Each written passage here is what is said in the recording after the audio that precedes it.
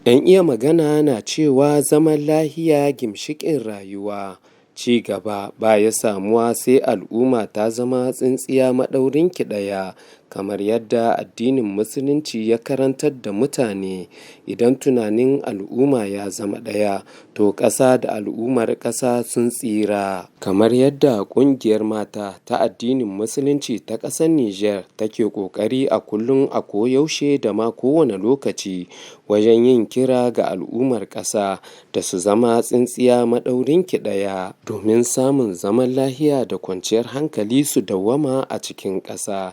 Kamar yadda kowane wata biyu suke shirya irin wannan taro a faɗin ƙasar nan, sai dai maudu'in da aka yi shimfiɗa da shi shine zaman lahiya da kwanciyar hankali su tabbata a cikin ƙasa, inda ake gayyato malamai daban-daban don gabatar da laccoci mabambanta. Ga dai abin da Hajiya Saratu Munir take faɗi game da wannan taron. Amma shi ne yana da bambanci kamar sauran, wannan na yau mun yi shi ne saboda haɗin kan 'yan ƙasa gaba ɗaya. Da na farko mu san da cewa addinin mu shine kira mu a bisa kan wannan. Allah subhanahu wataala ya gama cikin Alƙur'ani ya ce a'udhu billahi minash shaitanir rajim bismillahir rahmanir rahim atasimu bihablillahi jami'an wa la tafarraqu. Allah yana kiran mu ga tsintsiya madarin kan mu rarraba. Kan mu rarraba, haɗin kai yana da amfani da yawa a cikin ƙasa. In an samu haɗin kan al'umma, ƙasa tana ci gaba, ana samun kwanciyar hankali, ana samun zaman lahiya a cikin ƙasa. Duk ƙasar da bata haɗin kai ba za ta samu wannan garaɓasal ba. Don shi yasa yau muka tara 'yan uwanmu mata, muka kawo wannan maudu'i, malamai su zo su fayyace mana su, mu samu mu gane, mu san addinin mu shine yake kira mu. Sai dai Hajiya Saratu Munir ta ƙara da cewa kiran da za su yi ga al'umma maza da mata shine su yi wa Allah da manzon shi biyayya. Haka kuma ta ce al'umma su hidda duk wani bambance-bambance a ci gaba da haɓaka irin waɗannan ayyuka na alkhairi. Idan mun wa Allah da manzon shi da biyayya, dole ne za mu ci amfanin addinin mu a nan duniya, mu ci amfanin addinin mu a lahira.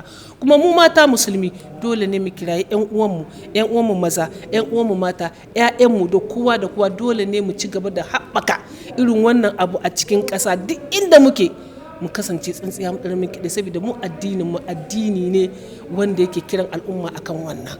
Don ko dole ne kiran da muke ma dukkan 'yan uwa mata musulmi duk inda ake a zama tsintsiya maɗaurin kiɗe. In dai ke musulma ce, to ya kamata duk inda 'yan uwarki musulmi take, ko ba 'yan Nijar ba ce ko 'yan wata ƙasa ce ta ko ina, ta zama 'yan uwarki ta jini, 'yan uwarki kamar da kuka hoto uwa ɗaya uba ɗaya.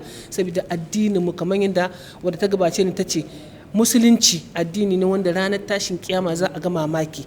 Shine zaka ga wanda suka fito uwa ɗaya uba ɗaya, mata da miji, a kowa na gudun ɗan uwan shi, amma wanda suka so juna uwa ɗaya uba ɗaya, wanda suka so juna don saboda Allah kaɗai, ranar tashin kiyama Allah zai sa su kalkashin al'arshi, ranar da babu wani inuwar al'arshi shi al'arshin Allah.